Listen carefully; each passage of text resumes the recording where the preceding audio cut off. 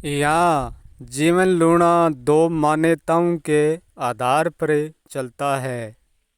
एक मान्यता तो ये है कि वह दूसरों को मानती है और दूसरी मान्यता ये है वह स्वयं को मानती है। जो स्वयं को मानती है वह मान्यता आत्मा परमात्मा को नहीं मानती है और जो आत्मा परमात्मा को मानती है वह मान्यता स्वयं को नहीं मानती है।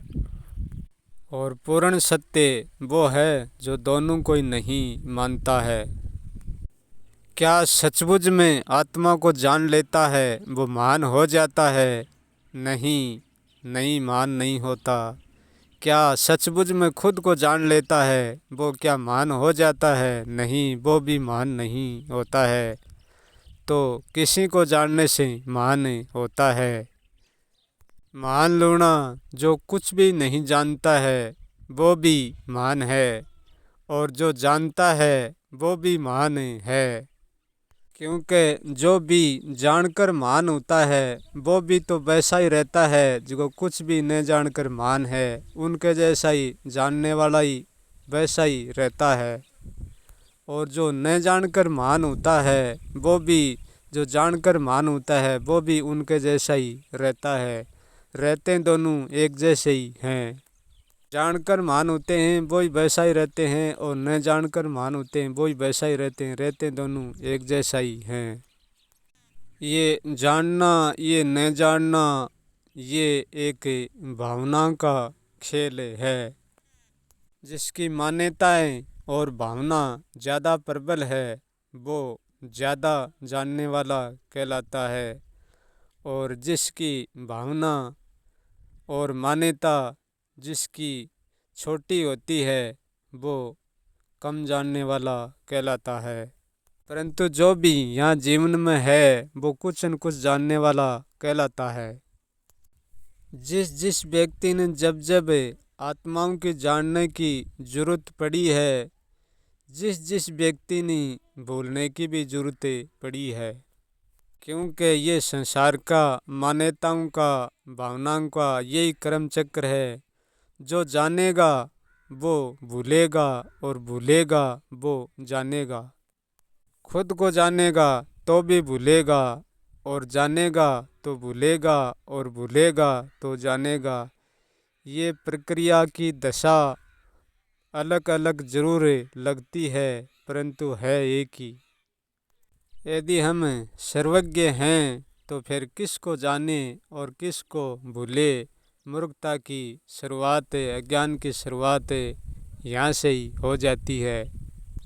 परंतु अखंड सत्य वो है ना तो वो किसी आत्मा को जानता और ना किसी खुद को जानता। जानने में और भूलने में दोनों पहलू में ही नहीं उलझता है। आत्मा को मानता है वो आत्मा में मान करे उलझ जाता है और जो खुद को मानता है वो खुद को मान करे खुद में उलझ जाता है। सत्य है वो कभी किसी में मानकर नहीं उलझता और ना कोई न मान करे उलझता। मानने और न मानने दोनों से ही रहित होता है। खुद ने और आत्मा ने सिद्ध करने का कोई भी चारा नहीं है, केवल कल्पना के सिवाय। जो भीतर उतरता है वो बाहर निकलता है और बाहर निकलता है वो फिर से भीतर उतरता है। ये कर्म चक्र ना रुकने वाला ऐसे ही चलता रहता है। हर व्यक्ति का कर्म चक्र भी रुका हुआ है। कर्म चक्र भी किसी को नहीं चलाता। व्यक्ति स्वयं कर्म चक्र बन की और अपने कर्म चक्र को घसीटता है। जो आत्मा की तलाश में लग रहा है वो भी एक कर्म चक्र को ही घसीट रहा है। जो खुद की तलाश में लग रहा है वो भी कर्म चक्र को ही घसीट रहा है। घसीटने में यहाँ कोई भी फर्क नहीं है, चाहे दीवार को घसीटो और चाहे जीवन को घसीटो। घसीटना केवल एक समान ही है कि दीवार को हम लापरवाही से घसीटते हैं और जीवन को सावधानी से घसीटते हैं। बस इतना ही फर्क है।